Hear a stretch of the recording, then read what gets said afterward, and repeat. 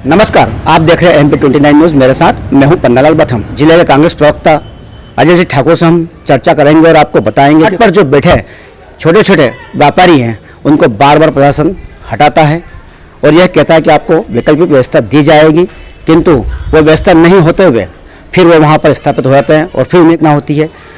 उसी को लेकर आज हम कांग्रेस के प्रवक्ता से चर्चा करेंगे। जो छोटे व्यापारी हैं, फुटकर व्यापारी जो फुटपाथ पर बेचकर अपना जीवन यापन करते हैं, दिन भर जो कमाते हैं उससे उनके घर वालों को आस रहती है और उसी से उसका कार्य करवाते हैं। एक तरह से उनके जीवन यापन का साधन है, जिसे बार बार कहीं पर भी कोई भी दुर्घटना होती है उनका हवाला देते हुए नगरपालिका उन्हें हटाने चले जाता है। मेरा नगरपालिका से, धार प्रशासन से यही कहना है कि पहले स्थायी जिन्होंने अपनी सुविधाओं के हिसाब से बगीचों के नाम पर अतिक्रमण कर रखा है उनको क्या आप नहीं हटाना चाहेंगे? क्या वो अतिक्रमण नहीं है? पूर्व में सीओ जिला पंचायत साहब का बंगला था, उनके बंगले के सामने से सर्विस लाइन जा रही थी जो उनके बंगले के गेट के बाहर आकर समाप्त होती थी। इनको बंद करते हुए सिर्फ सरकारी बंगले पर जिन पे उन्हें मात्र साल, 2 साल, 3 साल रहना रहता है, उस पे उन्होंने बाहर सर्विस लाइन पर बगीचा बना रखा है, अतिक्रमण कर रखा है। क्या नगर पालिका को वो नहीं दिख रहा? जो संबंधित अधिकारी है, जो IAS IPS अधिकारी होता है, जिनकी जवाबदारी होती है शहर को सुदृढ़ रखना, उन जैसे लोगों के द्वारा ये किया जाना क्या उचित है? मैं बात कर रहा हूँ आपको आदर्श सड़क की, क्योंकि आदर्श सड़क पर ही पिछले कुछ समय से नगर पालिका बार बार नए नए काम करते हुए, आह्वान करते हुए गरीबों को परेशान कर रही है। विधायक बंगले के सामने जस्ट महाराणा प्रताप प्रतिमा के पीछे जो कॉम्प्लेक्स बने हैं, वहाँ से भारतीय स्टोर तक जो कॉम्प्लेक्स बने हुए हैं, सब धनाढ्य लोगों के हैं। उसमें बहुत सारी तो बैंकें हैं, कहीं प्राइवेट बैंक है, कहीं क्या बैंक है।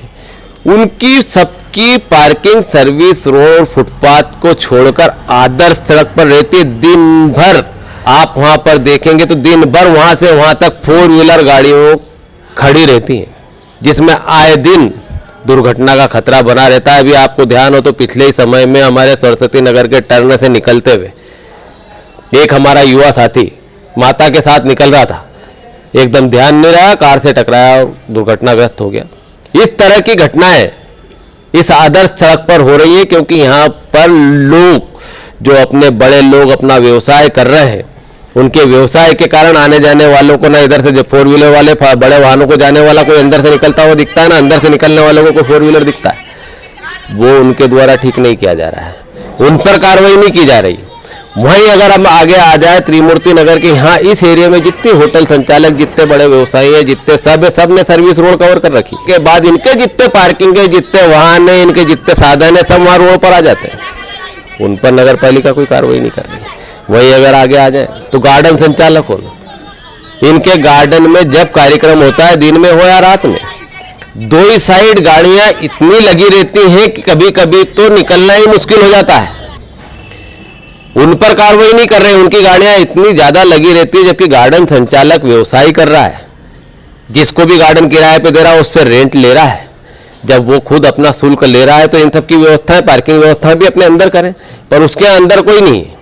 भारी सारी इतनी गाड़ियां खड़ी रहती है कि आपके सिटी इंटरनेशनल स्कूल से लेकर के त्रिमूर्ति चौराहे की दोनों साइड की पट्टियां पूरी फूल रहती है और उसमें दुर्घटना का अंदेशा बना हुआ रहता है। प्रशासन उस पर कोई कार्रवाई नहीं कर रहा है, क्योंकि कहीं ना कहीं ये व्यवसायी, ये गार्डन संचालक लोग कहीं ना लोगों के काम आते हैं।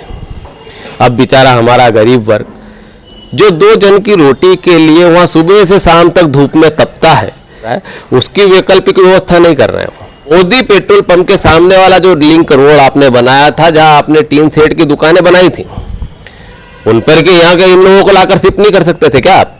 पर प्रशासन ने उसमें भी एक पूंजीपति ने डिपो परिसर बेच दिया। और डिपो परिसर बेचा तो बेचा, उसका जहां मार्ग नहीं है। ये तो आज मोदी जी के सामने का ये जो रोड है निकल गया।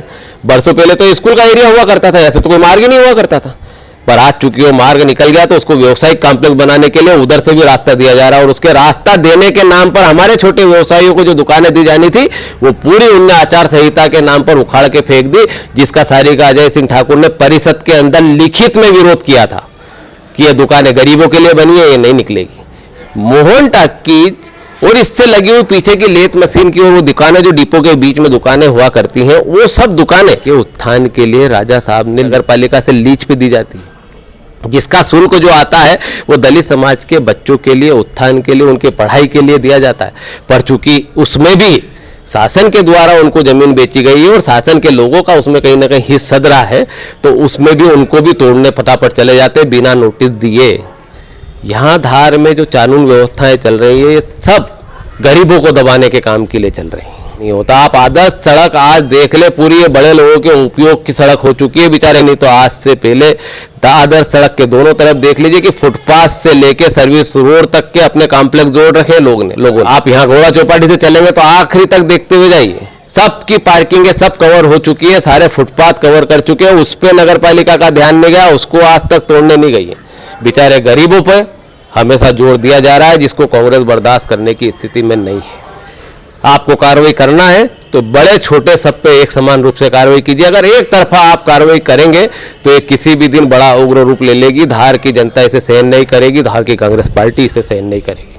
कांग्रेस पार्टी हमेशा इन लोगों के साथ है। अजय डॉक्टर मनोहर सिंह ठाकुर, धार जिला कांग्रेस प्रवक्ता। देखिए, आपने ये सुनी धार जिला कांग्रेस प्रवक्ता अजय ठाकुर की कि वैकल्पिक व्यवस्था पहले करे, उसके बाद ही इन्हें हटाया जाए एवं कार्रवाई करे तो शुरू से लेकर आखिर तक पूरी कार्रवाई करे, ना बड़ा को छोड़े। आप देख रहे हैं MP29 न्यूज़ मेरे साथ।